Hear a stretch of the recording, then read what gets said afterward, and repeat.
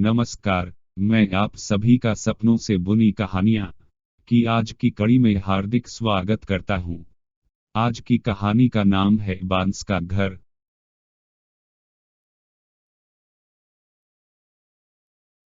यह लेखक की काल्पनिक मौलिक रचना है।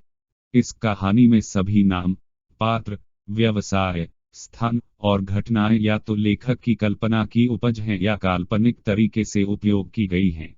वास्तविक व्यक्तियों, जीवित या मृत, या वास्तविक घटनाओं से कोई समानता विशुद्ध रूप से केवल एक संयोग होगा। चतुर्दश कहानी बांस का घर। चतुर्दशी की रात्रि 10 बजे ब्रह्मानंद अपनी शयनशैया पर लिखता है और प्राचीन भारत के विश्वविद्यालयों का ध्यान करते हुए मंत्र जपने लगता है। थोड़ी देर में उसे नींद आ जाती है। जब वह जगता है तो सुबह के 4 बज रहे होते हैं। ब्रह्मानंद ने जैसा सोचा था वैसा कुछ हुआ नहीं, पर वह निराश हुए बिना लिखना प्रारंभ करता है। डूबता हुआ सूरज पारंपरिक शैली में बने बड़े बांस के घर के आकर्षण को बढ़ा रहा था, जिसमें फूस की छत, बांस की दीवारें और उसके चारों ओर थोड़ी सी खाली भूमि थी, जिसके बाद पेड़ पौधे और मिट्टी की चौड़ी सड़क थी। हवा, फूलों की सुगंध और पक्षियों की आवाज से भर गई थी। यह एक शांतिपूर्ण वातावरण था। घर के एक साधारण से दिखने वाले कमरे के अंदर एक युवा प्रणय मिट्टी की बनी एक मेज जैसी संरचना पर बड़े बड़े पत्ते रखकर कुछ लिखने में व्यस्त था। उस युवक ने अपनी कमर में सफेद धोती लपेट रखी थी और सिर पर थोड़ा टेढ़ा करके बालों का जोड़ा बनाकर बांध रखा था, जिसके चारों ओर रुद्राक्ष की माला लिपटी हुई थी।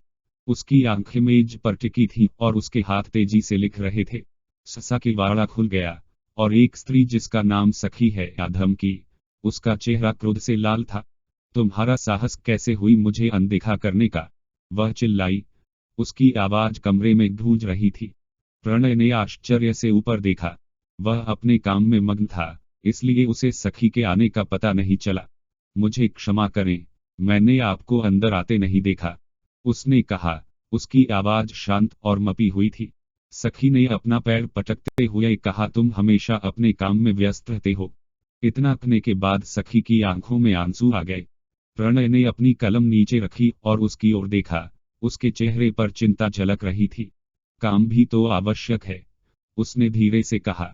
सखी ने खुद को शांत करने की कोशिश करते हुए एक गहरी सांस ली। मैं तुमसे प्यार करती हूँ, लेकिन मैं किसी ऐसे व्यक्ति के साथ नहीं रह सकती जिसके पास मेरे लिए समय नहीं है, उसने कांपते हुए स्वर में कहा। प्रणय ने उसकी ओर देखा। उसका हृदय उदासी से भारी था। मुझे खेद है, मैं आपके लिए अधिक समय देने की कोशिश करूंगा, उसने कहा। उनकी आवाज में सच्चाई झलक रही थी। सखी ने सिर हिलाते हुए कहा, बहुत देर हो चुकी है, और प्रणय को विचारों के साथ अकेला छोड़कर अपनी एड़ी को मोड़ते हुए कमरे से बाहर निकल गई। प्रणय कुछ देर वहीं बैठा दरवाजे की ओर देखता रहा। उसने अपने दिल में पश्चाताप और ग्लानि का अनुभव किया। वह सखी से बहुत प्यार करता था, लेकिन वह अपने काम में कब मग्न हो जाता था इसका उसे भी पता नहीं चलता था और समय का ध्यान नहीं रख पाता था। वह जानता था कि सखी के लिए उसे अपने जीवन में बदलाव करना होगा। वह अपने नरम आसन से उठा और घर के चारों ओर की छोटी सी जमीन को देखते हुए खिड़की के पास चला गया। पेड़ और पौधे हवा में धीरे धीरे झूम रहे थे, और अस्त होता सूर्य मिट्टी की सड़क पर लंबी छाया डाल रहा था। उसने सड़क के दूसरी तरफ बांस के बने अन्य घरों को देखा और वहां रहने वाले लोगों के बारे में सोचने लगा। वह जानता था कि उसे सखी से बात करनी होगी और चीजों को ठीक करना होगा। वह कमरे से बाहर निकलकर कच्ची चौड़ी सड़क पर चला गया। उसके पैरों को मिट्टी का नरम स्पर्श अच्छा लग रहा था। वह सखी के घर के पास पहुंचा और दरवाजा खटकाया। सखी ने दरवाजा खोला। जब उसने उसे देखा तो उसकी आंखें आश्चर्य से चौड़ी हो गई। तुम यहाँ पर क्या कर रहे हो? उसने पूछा। प्रणय ने एक गहरी सांस ली। मुझे तुमसे बात करनी है, क्या हम बैठकर बात कर सकते हैं? उसने स्थिर स्वर में पूछा। सखी ने सिर हिलाते हुए समर्थन किया। वे भूमि पर बिछे नरम आसन पर बैठ गए और प्रणय बोलने लगा। प्रणय ने सखी की आंखों में देखते हुए कहा, मुझे पता है कि मेरा काम मेरे लिए महत्वपूर्ण है, लेकिन आप मेरे लिए सब कुछ है। मैं आपको खोना नहीं चाहता। मैं आपको और हमारे संबंधों को प्राथमिकता देने के लिए और अधिक प्रयास करूंगा। सखी ने कहा, मैं इसकी सराहना करती हूँ। मैं भी तुमको खोना नहीं चाहती। इसके बाद वे कुछ क्षण एक दूसरे को देखते हुए चुपचाप बैठे रहे। प्रणय ने सोचा कि वह सखी से बहुत प्यार करता है और उसे सब कुछ सही करना होगा। मेरे पास एक विचार है, उसने अचानक चुप्पी तोड़ते हुए कहा। क्यों न हम साथ में एक यात्रा पर जाएं? हम कहीं नई जगह जा सकते हैं और एक दूसरे पर ध्यान केंद्रित कर सकते हैं। सखी ने आश्चर्य से उसकी ओर देखा। हम कहाँ जाएंगे? उसने पूछा। प्रणय ने बताया कि मैंने एक सुंदर, एकांत और शांत द्वीप के बारे में सुना है जो यहाँ से बहुत दूर नहीं है। सखी की आंखें चमक उठी। उन्होंने अगले कुछ दिन अपनी यात्रा की व्यवस्था करने में बिताए। फिर वे उस द्वीप पर चले गए। उस द्वीप वह सब कुछ था जिसकी उन्होंने आशा की थी। उन्होंने अपना दिन समुद्र तट के किनारे एकांत में घूमने, समुद्र में तैरने और हरे भरे जंगलों में लंबी पैदल यात्रा करने में बिताए। उन्होंने घंटों बात की, भविष्य के लिए अपनी आशाओं और सपनों को फिर से जोड़ा और साझा किया। जैसे जैसे दिन बीतते गए, प्रणय को एहसास हुआ कि वह कभी भी इतना खुश नहीं था। आखिरकार उसे अपने काम और सखी के प्रति अपने प्यार के बीच एक संतुलन मिल गया था। द्वीप पर अपनी आखिरी रात में प्रणय सखी को एक सुनसान स्थान पर ले गए, जहां से समुद्र के ऊपर डूबता सूरज बहुत सुंदर दिख रहा था।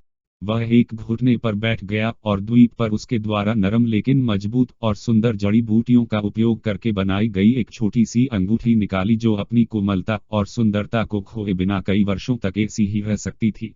क्या आप मुझसे विवाह करेंगी? उसने पूछा। सखी ने उसकी ओर देखा। उसकी आंखों में आंसू थे। उसके चारों ओर अपनी बाहें फेंटते हुए सखी ने कहा हाँ। इसके बाद प्रणय ने अंगूठी सखी को पहना दी और उसे खूबसूरत कीमती सोने की अंगूठी भी भेंट की। वे बांस के घर में एक व्यस्त जोड़े के रूप में लौट आए, जो अपने जीवन में एक साथ एक नया अध्याय शुरू करने के लिए तैयार थे। प्रणय ने काम करना जारी रखा, लेकिन वह हमेशा सखी के लिए समय निकालना सुनिश्चित करता था, यह जानते हुए कि वह उसके जीवन में सबसे महत्वपूर्ण थी। जब प्रणय अपने कमरे की भूमि पर नरम आसन पर बैठा था, तब उसने मेज की ओर देखा, जहां सखी के आने से पहले वह काम करता था।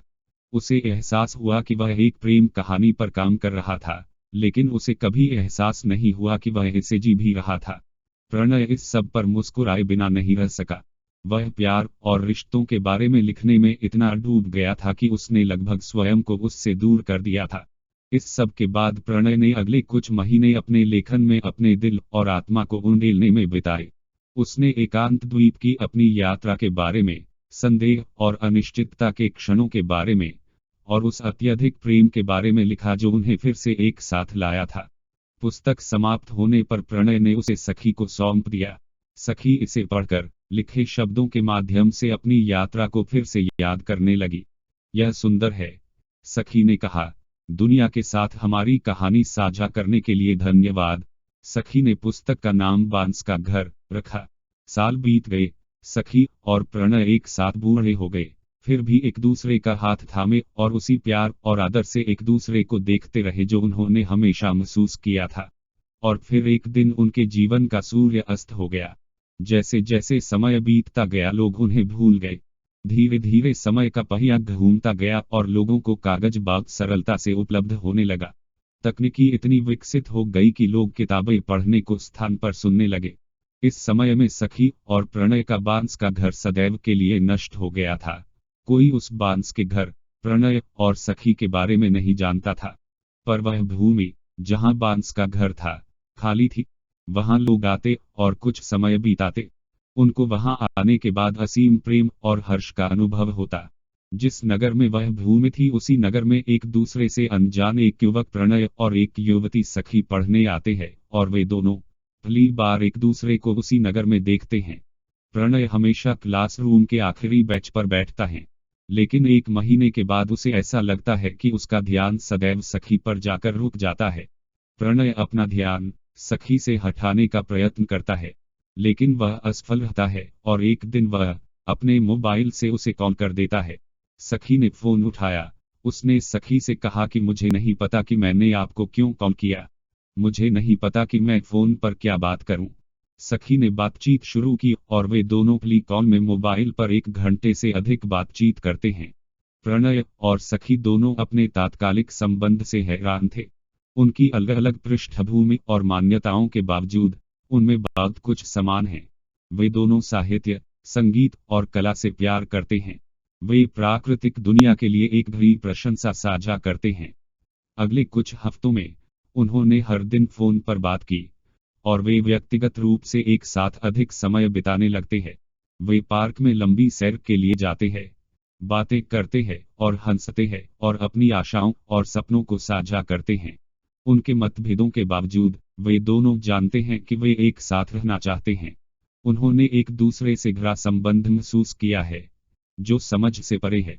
जब वे घूमते हुए उस स्थान के पास से निकलते जहां अतीत में बांस का घर मौजूद था, उन्हें शांति और आनंद की अनुभूति होती है।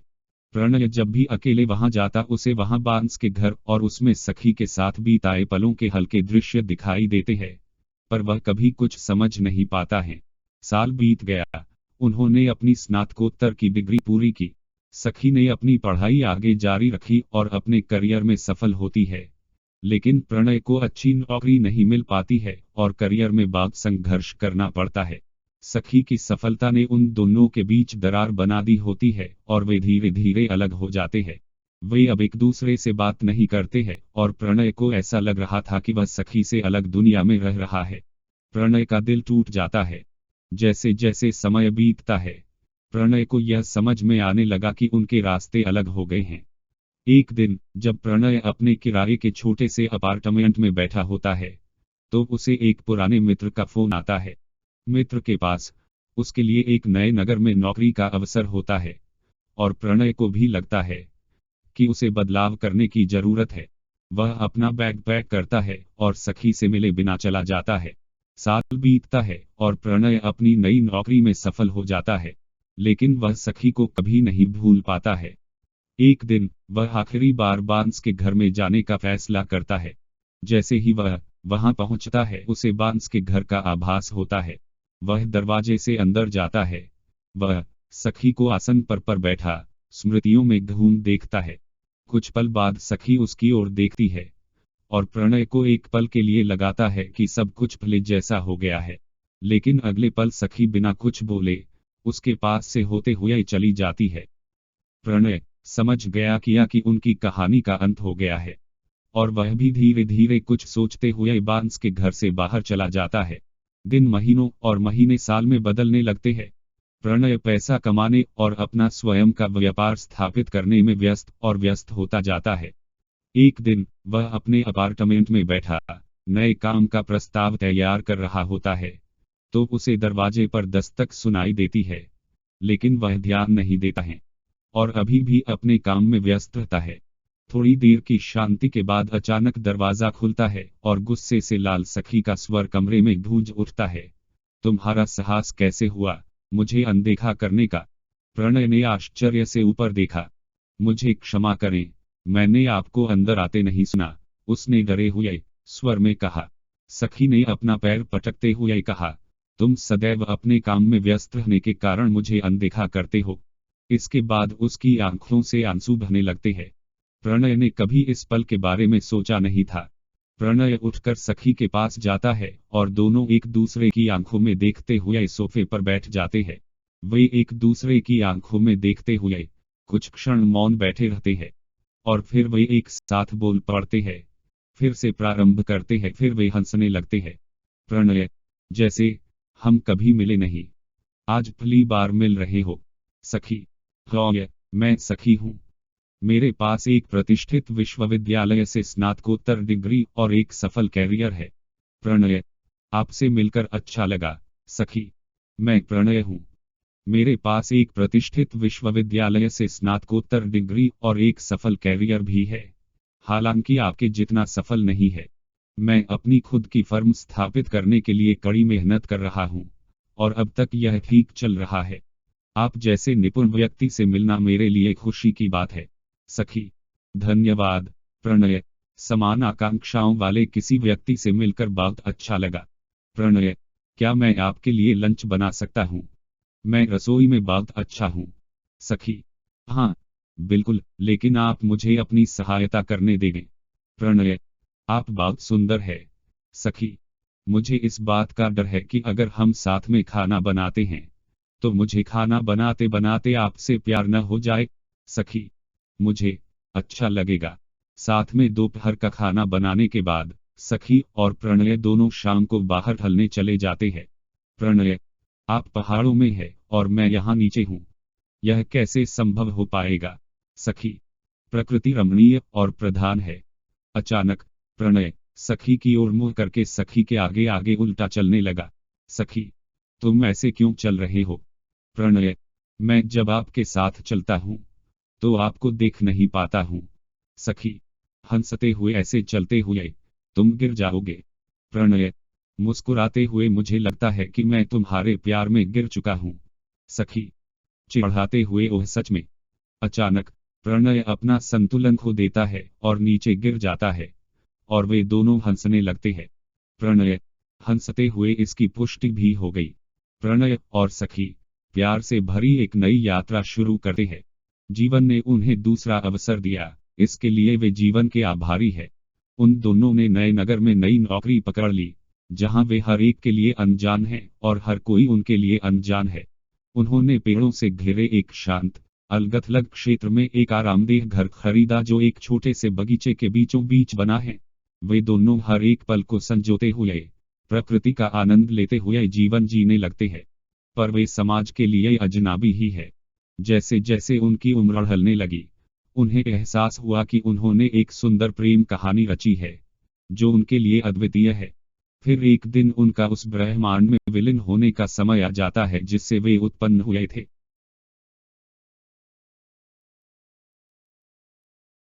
इस काल्पनिक कहानी को सुनने के लिए हम आप सभी को धन्यवाद करते हैं।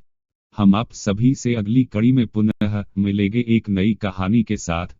तब तक के लिए नमस्कार।